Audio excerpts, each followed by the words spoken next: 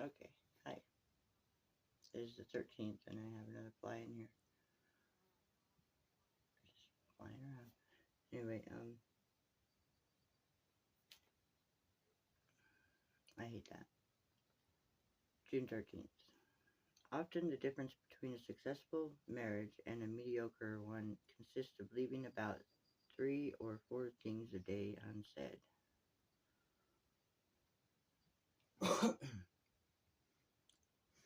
An unstoked fire doesn't take long to flicker and fizzle. You don't need a bucket of water to douse the flames, just a lack of attention will do. Relationships are like that too. If they go too long ignored, they start to die.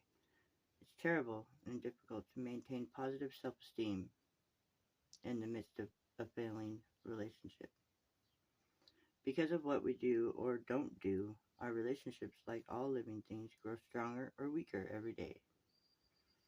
How easy it is, in our super busy world, simply not to notice that a beloved relationship is faltering.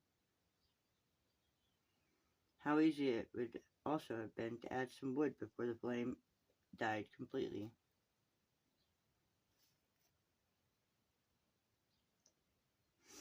It's common sense as well as positive spirituality to make sure that we make good connections with our loved one on a daily basis.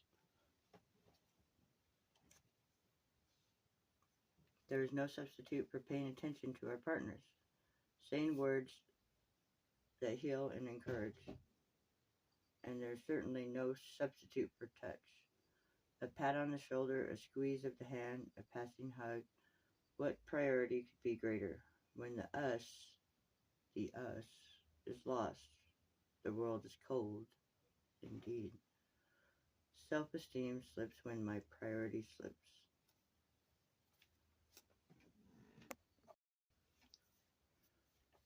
Okay, illness is a teaching, a message from the soul. When the lessons are learned, the illness becomes a sting of no moment. Illness is the confusion of that particular soul, manifesting physically, so that the consciousness will see it. Every part of an illness is you. Listen to your body. What is it saying? Be that part of your body. Once you've heard the voice of those areas that are recalcitrant, I don't even know that word. RECALCITRANT. Some, and the mature mind can say, let's find another way. At that point, you quite literally embrace the aberrated energy, aberrated, aberrated, I guess, I don't know, sorry, energy within you, whether it is mental, physical, or emotional, and start to de-energize it by simple acceptance of it. The transformation begins. Pain speaks to you when you are ready to learn from it. Emotional pain says one thing, physical pain says another. I know that. Even its location in the body is eloquent. Nothing in life happens haphazardly. Haphazardly. I realize that it, I realize that is a hard thing to hear when someone is in pain, but the truth is the truth. You live in a sane and ordered universe. Make that your tenet. TNET. Illness exists first in the non-physical realm of spiritual need, emotional confusion, or mental aberration. It is never primarily physical. The body is the reactor. It vibrates to stress and is an outward manifestation of inner turmoil. As the body constricts under the onslaught of trauma, there is a denial of energy to a particular part of the body. Thus, the stage is set for a physical manifestation, which is, in your reality, a malfunction of the body. Illnesses are classified by their symptomatic manifestations, but their causes can be totally different. The same illness may exist in two different entities for two different reasons.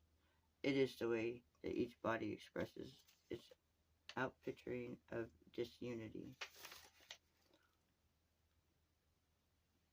Why are some of our bodies healthy and others are crippled or diseased?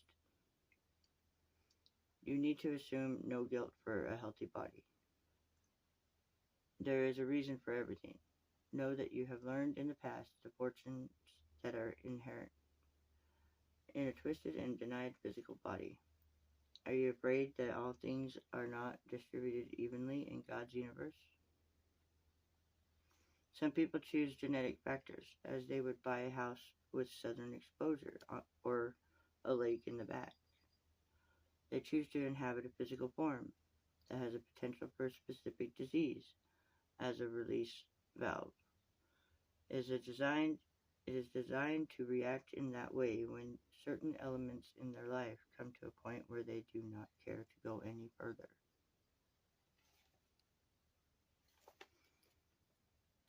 Are insane people consciously in control of their insanity?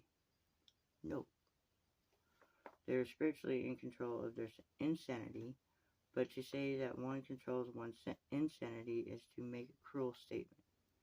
There is also the school of belief, quite true, that insanity is a wise decision, where there have been circumstances or trauma with which the human being is simply ill-equipped to cope. Indeed, insanity is a healing. The soul, which is the crux of the question, is aware that the soul has committed itself to growth in that human life, and often not only for its own sake, but for the contribution to the learning experience of others. If we could launder the word cancer, hang it out in the sun to dry, and bring it in bleached white and beautiful,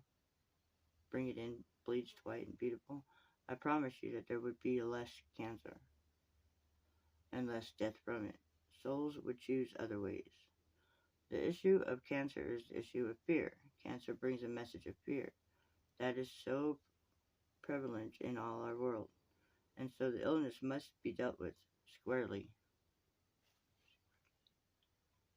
as fear. Once cancer is cured, there will be something else. People have to deal with fear because it's one of the greatest denials of the reality of God. I have been told that there is no illness that cannot be cured. Trusting this, what can I do to regain my health? There is an issue here, of will here. When one says there is nothing that cannot be cured, there is an instance that says, on my terms. Is there truly a cure for all illness? I would say yes, if you would be wise enough to consider death a cure. I can. Please. The body knows in its infinite wisdom what is needed for equilibrium. You're your own diagnostician and your own doctor, if you will but listen. Let me tell you that when the soul is ready to leave the body, you could be walking around as a strong, healthy athlete, and the heart would just stop. If the soul is not ready to leave, the body will heal itself. You need to recognize the power of the liberated consciousness of the human being, not the will, but the liberated consciousness that has the ability to reconstruct and heal its own body. As some of you will evolve in your lives to be healers, let me remind you that there are some souls that do not wish to be healed. You must be healed is often the message that is given with the healing. No, they must not be healed, only if they want to. And you are not the authority on that. Do not inflict your will, just give love. The soul will take that love and put it where it can be best used. Some people heal others by the laying on of hands. Through the connection of two or more who gathered in the name of the truth and the light, the love force enters and alters the body, chemistry, and energy systems of the one who is ill. It only takes two, with love and openness and trust, to create remarkable circumstances. 2. And the Divine Spirit. By absent healing. If you send someone healing, let it be a prayer that they accept their illness and allow it to bring whatever wisdom is intended. An ultimate form of healing, which is an evolved state that may not come into your human world for another 2,000 years, involves the treatment of ailing bodies with pure water. The effectiveness of this treatment will rest on faith.